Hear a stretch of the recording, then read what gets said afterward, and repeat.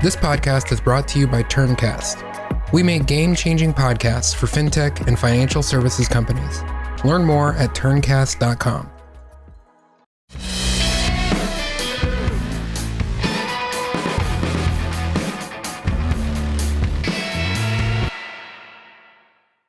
Hey everybody, welcome to Connected. I'm Kyle Van Pelt, co-founder and CEO of MileMarker, and today I am joined by the infamous Adam Holt, CEO of AssetMap. Adam, I'm so glad to have you here, man. Thanks so much for joining us. Looking forward to the conversation.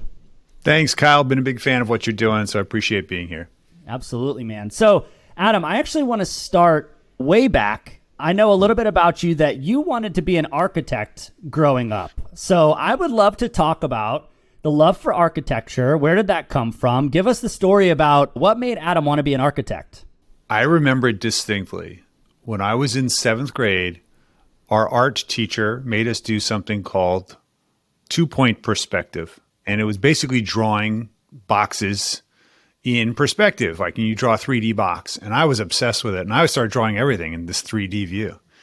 And I started doing landscapes. I had a huge history in art. My parents' friends used to joke that I drew too many like army things. And instead of having army characters, I just drew out these huge scenes. So I was really into drawing stuff early on. My mom therefore put me into all kinds of art classes. And what I said is like, how do I actually have a career out of this? And it was going to be architecture. So I figured I'd be an architect since I was a little kid.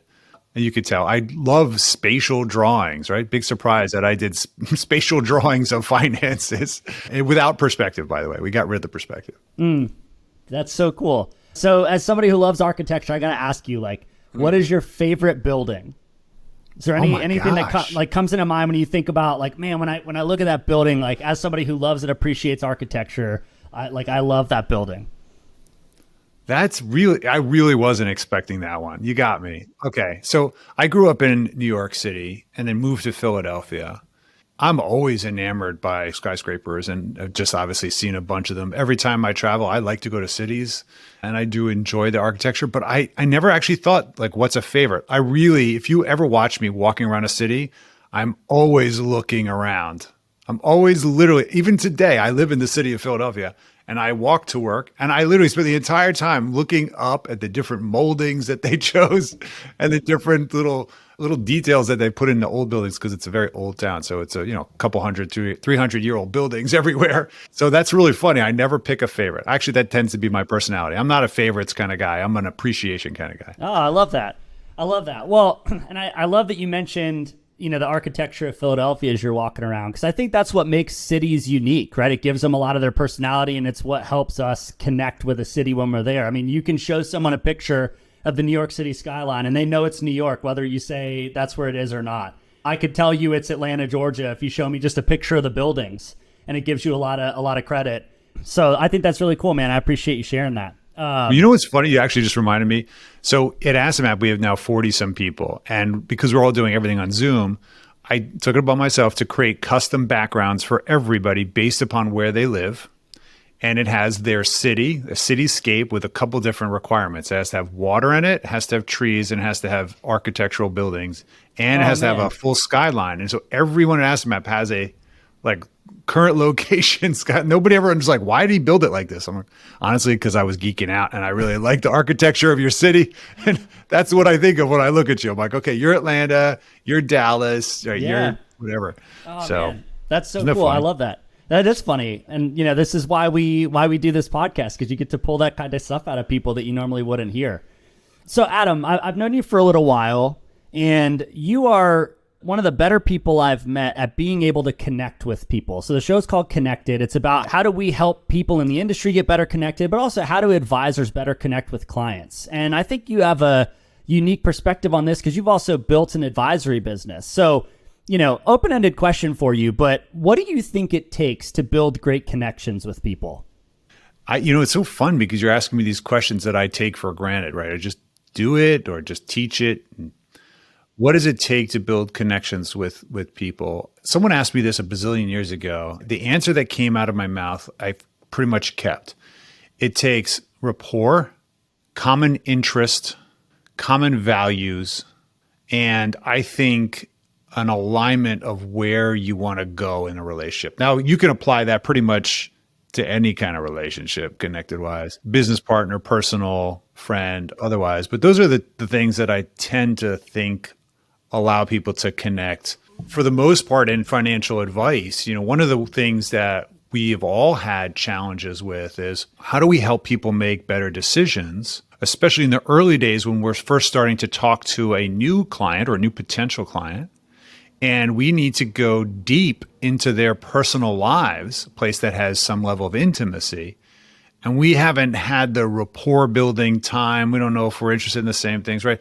Typically, very much like a doctor, it's very medicinal. It's like, okay, I got to get inspected and they're probably going to try to sell me something. Do I want to reveal that I got this there? But I kind of want to hold back, but I don't want to be judged because I know I didn't do a lot of this stuff. Financial advice and financial planning, whatever you want to call it, is a very, I don't want to say invasive, but it can feel like an interrogation. And when somebody who's disconnected is doing that interrogation, it could really jade the process. So I've been thinking a lot over the years about how do you make it more attractive, appealing, interesting, aligned in our interests, that revealing information about yourself just makes sense. And you can understand that's where Asset Map came from, because the idea of visualization for everything that's going on in your household without judgment is an important aspect. Just like an x-ray doesn't have any feelings, right? The doctor does their x-ray. You know why they're doing it, because they want to find the broken bones, right? They're trying to diagnose your problem.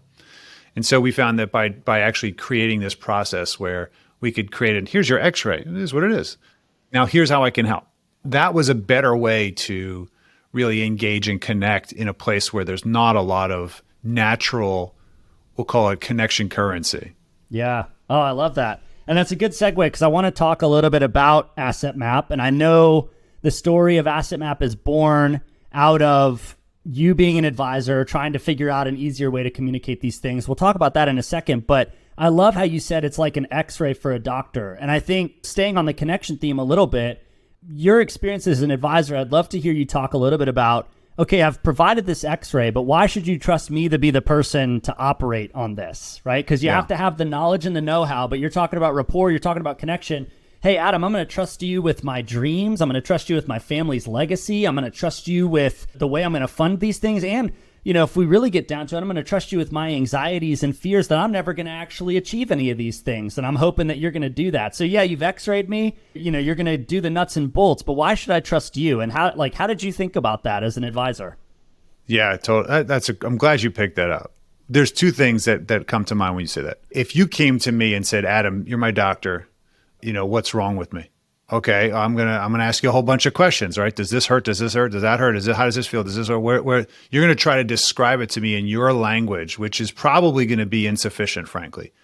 Mostly because I'm technical and you're like using words for the first time. My ear kind of hurts, and I'm like, is that your lobe of your? They're like, I don't know what you're talking about. So the same thing happens in finance. What we got out of Asset Map, which originally started because I needed to understand what was going on. I needed a way to take this complexity and make it interpretive for me. It just turned out that when the clients saw it, they're like, hey, can I get a copy of that? Like, I'm going to go home and put it on my fridge, give it to my spouse, now finally be able to explain this stuff. And so that's actually how Asset Map went viral. It wasn't really intended to be what it became, but it showed a common problem. The reason I bring that all up, Kyle, is because when you allow everybody to focus on something else, like let's put our shift away from you personally, but to this diagram. Now let's have a conversation around this. It gave us permission to go into spaces that had vulnerability or let's say insecurities. Like, gosh, I noticed you don't have any savings. Is that intentional? Right. Whereas I would be like, wait, what do you mean you don't have any emergency reserves? Like I know I'm an idiot. Right. So maybe I'm not the right client for you. And maybe I'm not big. Right. So people have all these anxieties you mentioned about the process. So in a strange way, it's easier to transfer your emotions away when you're just looking at a diagram like a puzzle. It's like, this is just the representation, and it allowed us to explore. And I think the key to building trust, which is what you really brought up, the whole point of a financial professional is to help people make better financial decisions. We both know that that's a product of the behaviors that they execute when they're not with you. Am I saving, or am I splurging? Am I spending, or am I like making poor tax decisions, right? So part of it's behavioral. Part of it is, can I set up some infrastructures that they can't mess up, right? Can I start savings? Can I insure this stuff? Can I invest their money for them? Let me do it for them. And the most important aspect to earn that second piece is trust. Do I trust that this person's going to put in place business for which I'm obviously paying for them somehow? So the key for us at AssetMap is, let me show you why you should trust me. Here's a visualization of your life, your X-ray. Let me educate you as to how these different things work. Let me show you what other people are doing and why it matters. What's the implication of doing that? Do you see now why it matters? Oh yeah, gosh, you're approaching it with the right questions, and I'm educating you. So here's the thing that I want everybody to remember. The key to the future of advice engagement is not going to be presentation. It's going to be participation. How do I help my customer get involved in being participatory to their own benefit? I'm going to need to educate them. I need to focus on literacy as much as they're willing. And I need to engage them in this process as opposed to dictate to them. They're not going to take it anymore. Yeah, I love that. And I love how you're talking about that, because the industry loves to talk about how important financial literacy is. But that term in and of itself just starts from a place of inadequacy, right? So, hey, you are assuming that the person you're trying to make financially literate is illiterate, rather than approaching it from a place of, how do we help you get educated? How do we help you engage with this? How do we help you participate? It is much more about financial participation, because probably more than literacy, I think it's just intimidation. There's a lot of phrases and jargon and things that, they probably know more about than they realize, but because we use these terms, they've just opted out or checked out. So I love the way you talk about that. Yeah. Boy, that's an interesting, I just want to throw something in there. Yeah. One of the things that we tend not to recognize, because there was no institutional or education around finances, is that most people's understanding of finances is Swiss cheese. There's an enormous number of holes, and they're not the same for everybody, right? Most kind of life teaches you by fire how, oh my gosh, I need a bank account. I need a mortgage. I learned when I bought my first house how a mortgage works, and I still kind of don't understand it. Can you tell me when most people in America learn algebra? Do you know when they learn algebra? What age? Well, I feel like this is a trick question, because it is a trick question. You're supposed to learn it in high school, but I'm sure it's probably like later than that. Yeah, you know what it is? It's like at 35. You know when 35 happens? You have to teach it to your kid who doesn't understand it either. Okay? That's when I think I finally clicked for me. I'm like, now I think I finally on geometry. When I taught my daughter, when I had to review this stuff with her, and I had to teach her because she didn't understand it. I'm like, oh my gosh, now I understand what they were talking about. Most of us have experienced this in finance, where we're using these techniques and tools. Yeah, IRA, I got an IRA, but have you ever thought about why it works, how it works, and wow, that's right, that's what I can do. So I think the challenge for many of us, as you illustrated, is getting people literate serves the greater good in so many ways. They'll make better financial decisions, they'll make more security, and that will actually expand the marketplace. So it is definitely a big mission for all of us. Yeah, that's fantastic. So let's talk a little bit more about the mission. So AssetMap, you start AssetMap because it didn't even start it as a company. You start the concept because you as an advisor, I need a way to be able to visualize this. Adam's architect brain, the doodler inside of you is, how do I take these complex things and turn them into a more visual piece? It works out well. I'll let you pick it up from there, because people are starting to ask from this as clients of yours. It helps you grow your practice and business, and you're like, hey, I'm onto something. So just talk a little bit about that. I know people have heard the AssetMap story before, but tell us a little bit about how it goes from, I'm using this as a tool for myself, to, geez, I need to build a company out of this because other advisors should be using this. We checked this recently. My original copyrights on AssetMap go back to 2002. That's 20 years ago, 2004. I had it on my desk in a meeting, and a client said this, what I just said to you. He said, you could take all this big analysis, Morningstar, eMoney, all back. I'm not opening it, I'm not reading it, or send it to me. I want the drawing. And I'm like, this is for me. He's like, it's not even compliance approved. He's like, give me that damn drawing. Okay, now my wife's not going to bother me because I can explain to her what we talked about for this 2 hours. Okay, all right, fine. And then that's when I was like, oh wait, this is not just for me. I'm like being selfish. I needed it for myself. 2006, I got a compliance approved. Once I could use it in the field, I tripled my revenue.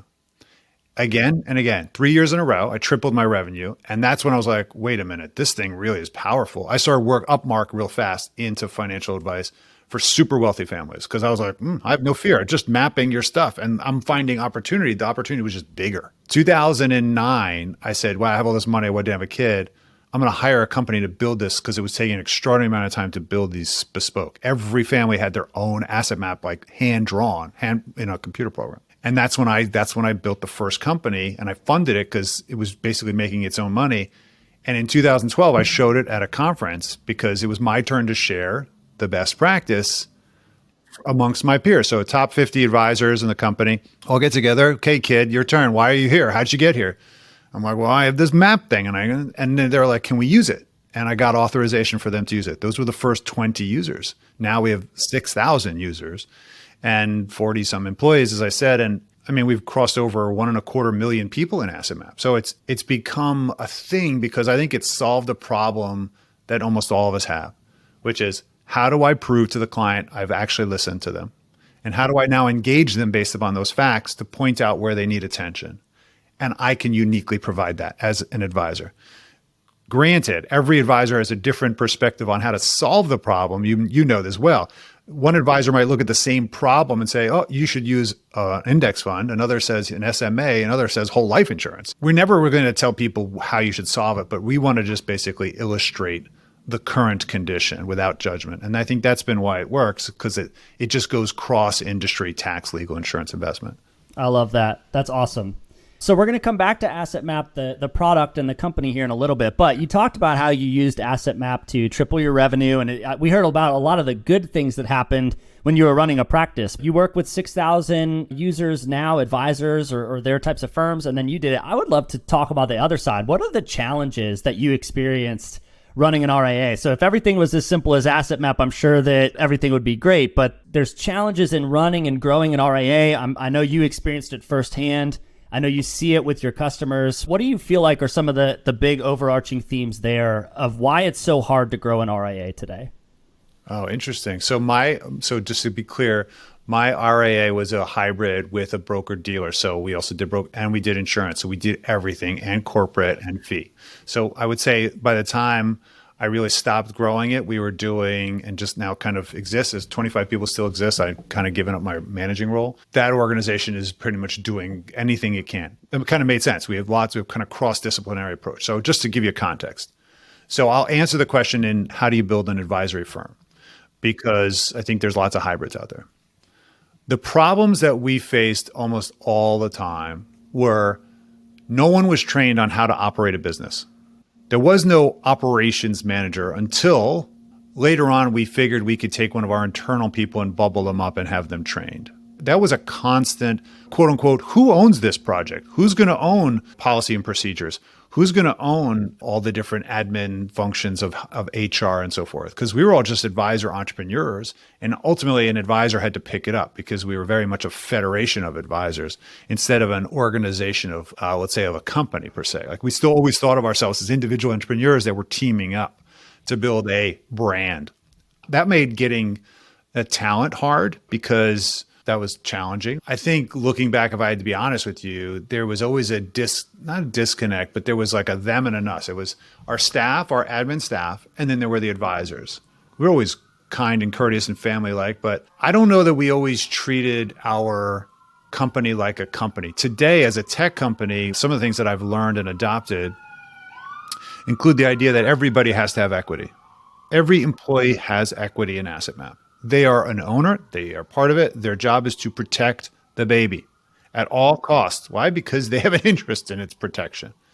And I think there's a disconnect that advisors have, which we tend to think, oh, I earned all this compensation. I earned all this revenue. And, oh yeah, you're an expense as opposed to a partner. And I think that's the big difference that I think RIAs or advisors miss today. You have to find a way to get the next generation of support team on the same playing field as you so that their interests are your interests. Remember, we talked about how do you create connection? Aligned interests, common interests. That's an opportunity that we could make a lot of movement on in the industry. Of course, the equity structures are not always designed to bring in people, but why not? Figure out a way to fix it. Yep.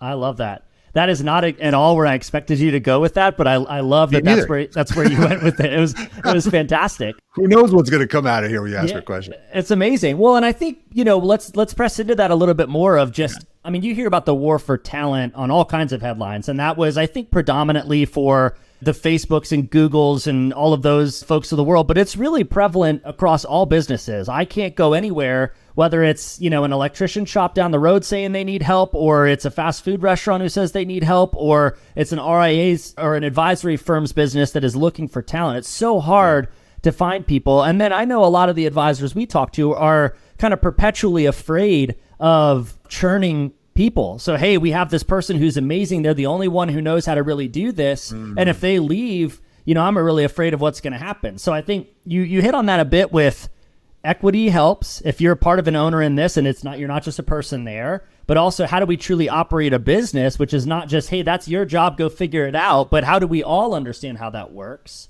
Would love to hear you talk about that a little bit. And then I have a follow-up question on the talent piece. But, what do you say to people who are, it's like, man, it's hard enough already to find people to come and work and get them into the firm, and then I'm afraid I'm going to lose them. We've been very lucky and blessed, I would say, that we have not had turnover in the financial services firm.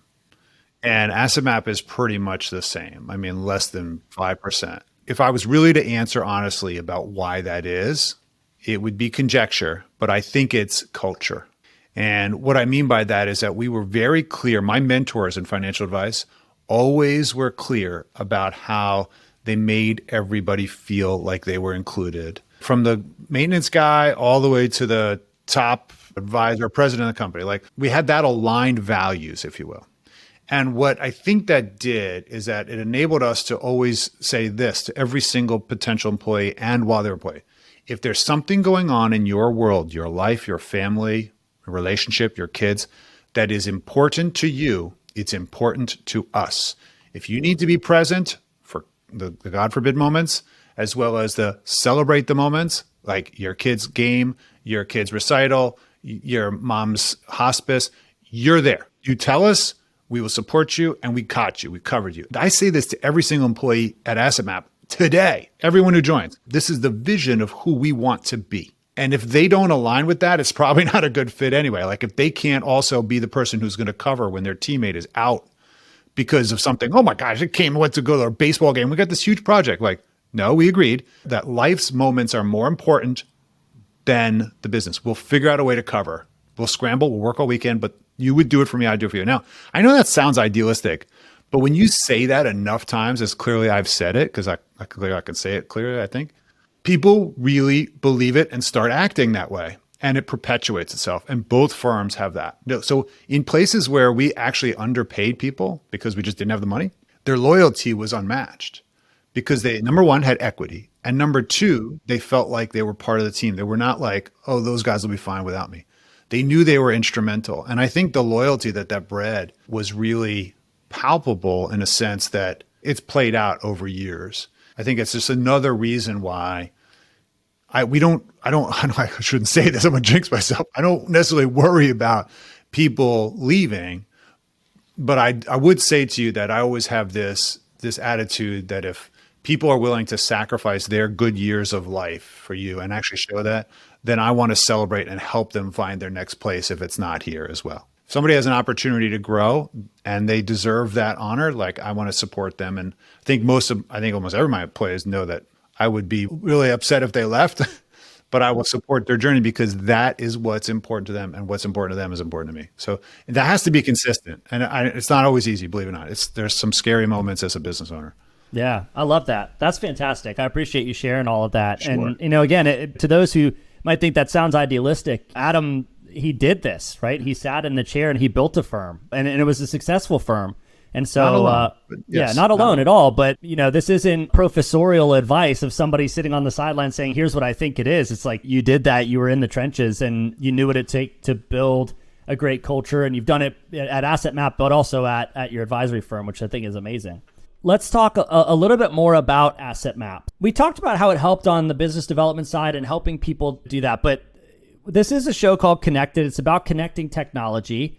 And I think that tends to be a big struggle for a lot of people too, is, hey, how do I get these systems that I have to work together So where does Asset Map play in the stack of technology, and how does that help them streamline operations? If it does, what are your thoughts on that?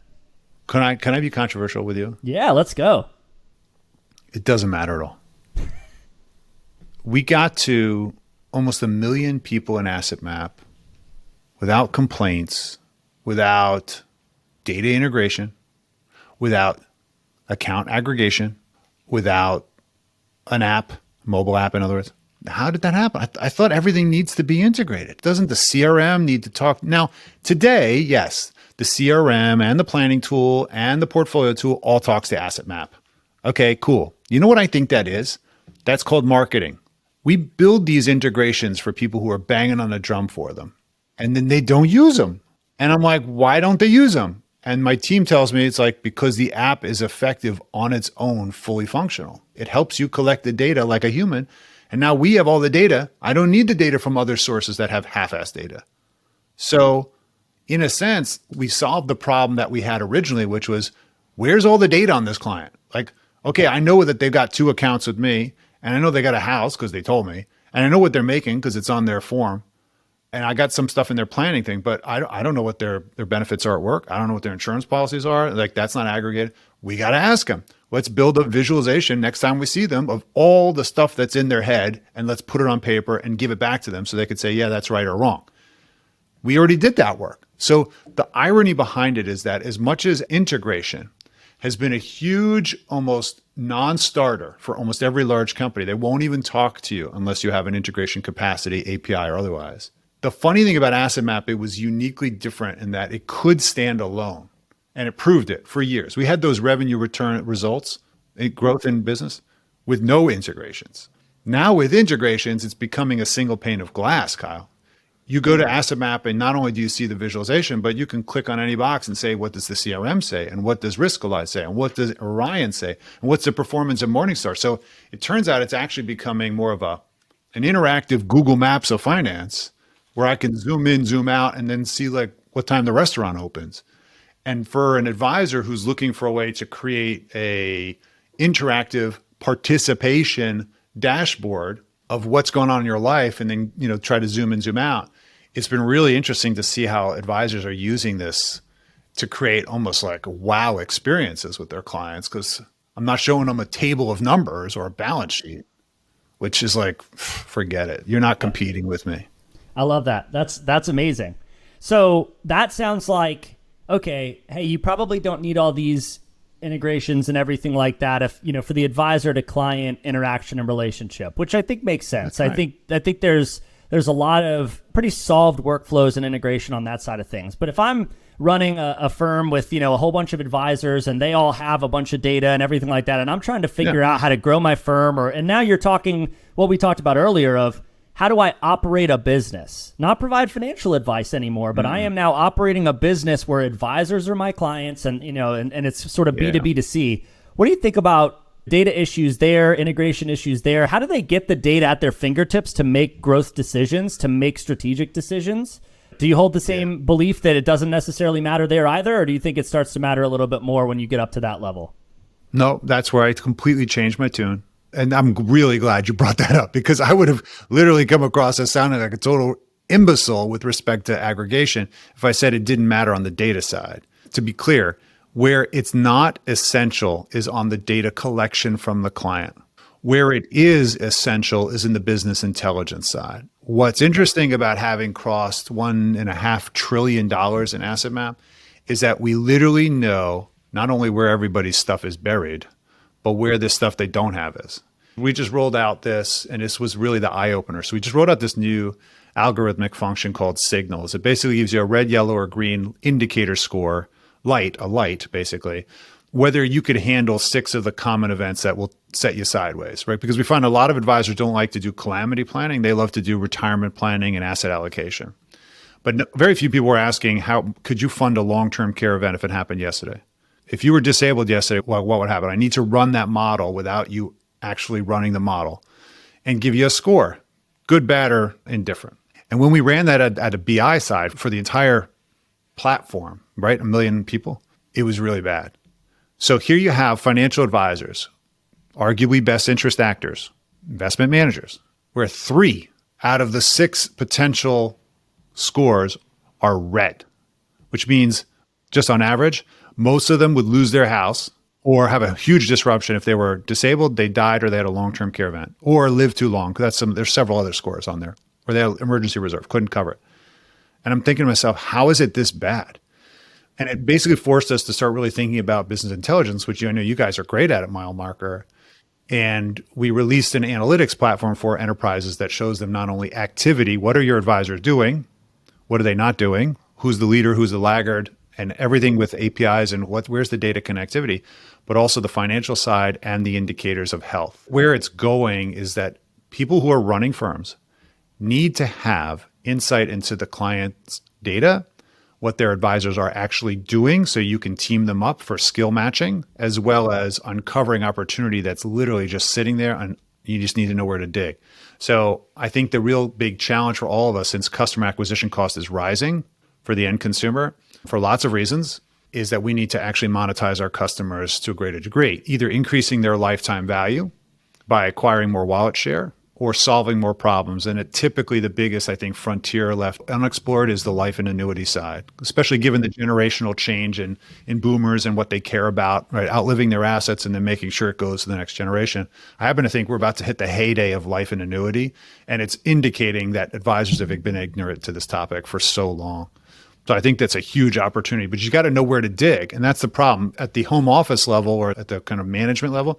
You don't know how to help specifically client number 327 in Des Moines and what they need because your data doesn't roll up to you in any kind of fungible way.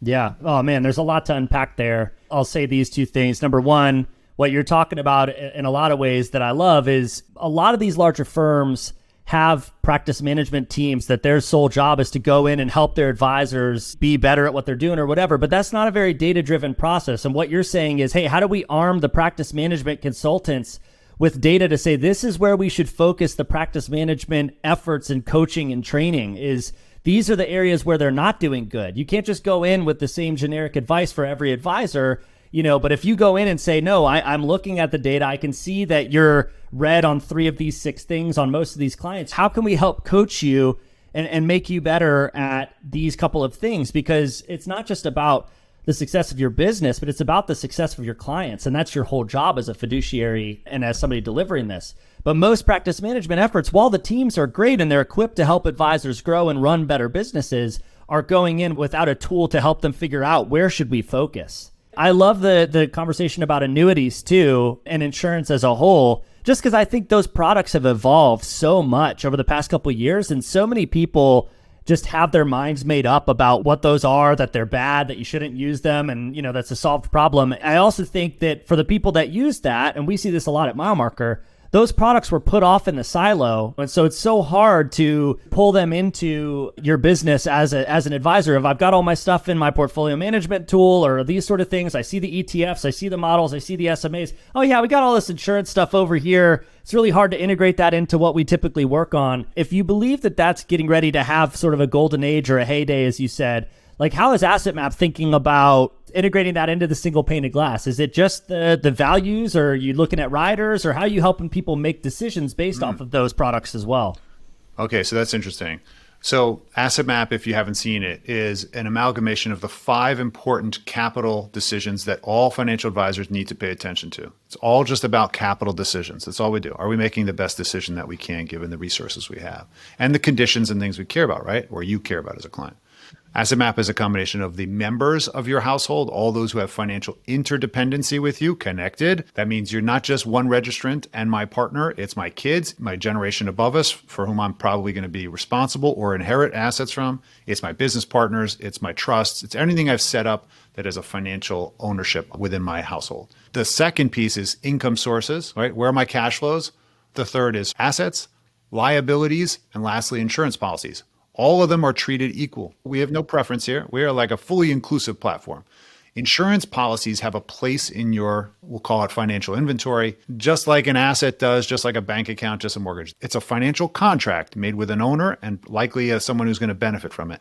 We have to make capital decisions just the same. Every decision to invest is a buy, hold, or sell decision. Do you agree with that? It's buy, hold, or sell. There's only three things we can do. I think a decision to hold is the same as a decision to buy with the current resources that I have, by the way. So it's really just buy and sell. Every insurance policy should be asked the question, what's the buy and what's the sell strategy? Should we keep this? Should we not keep it? Should we double down on it? Should we continue to invest it or not?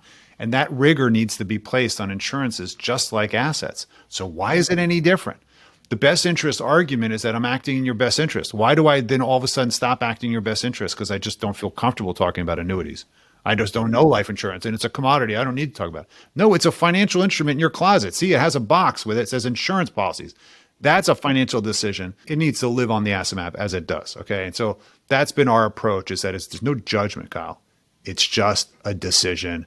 Stop making it personal. Stop bringing your biases. Why does it serve you? Should it be there? Should it not be? And if it does, that's great. Or if it not, let's cut it. And that's the kind of inspection process of a financial inventory, is that we need to put that kind of rigor on it. Yeah. So long story short, we need to get more educated too. Financial advisors are undereducated in that space. Yeah, I love it.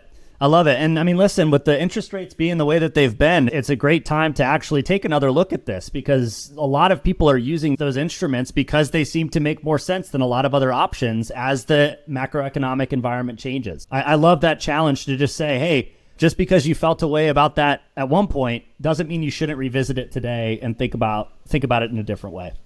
It's true. We got to educate our people and obviously help them make decisions that serve them. And whether it's interest rates or tax rates or longevity rates or mortality rates or any of these things, we know as a financial planner, they're going to change. None of our assumptions are going to play out the way we think they are. But the reality is that we got to make sure that we're protecting all those bases. Okay, we can't keep selling cars and say they run great, but hey, we've ignored the seatbelts and the airbags. I think that's a missed opportunity to say we're really maintaining the whole car. I love that analogy. That's awesome. All right. We've talked a lot about that stuff. I want to just shift as we start to close this conversation out. I've really enjoyed it. A couple of other different things for you outside of Asset Map and outside of building an advisory practice and wanting to be an architect. But I know you have a couple kids. I know you're a family man. We've talked a lot about this stuff, and it's something I appreciate. You're also part of something called Rebel Dads. And so would love to hear you talk a little bit about just, Sure. Hey, listen, most of the people listening to this are building businesses. It can be a lot, as you talked about. I mean, it can drain you. It can take a lot from you.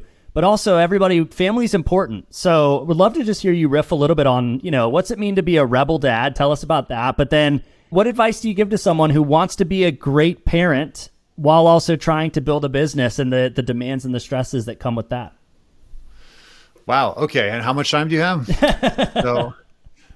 So Rebel, by the way, for those who don't know, Rebel is a community of fathers who are also entrepreneurs who are seeking a community to share best practices around living a more balanced life. I have one daughter and two main companies. Those are all three my children, okay? I treat them like my children, and the youngest acts like the youngest, and the oldest acts like the oldest, just so you know. One is much more mature than the other, all right? And I have a lot of fun with it, and my daughter knows that her sisters are basically her meal ticket, by the way.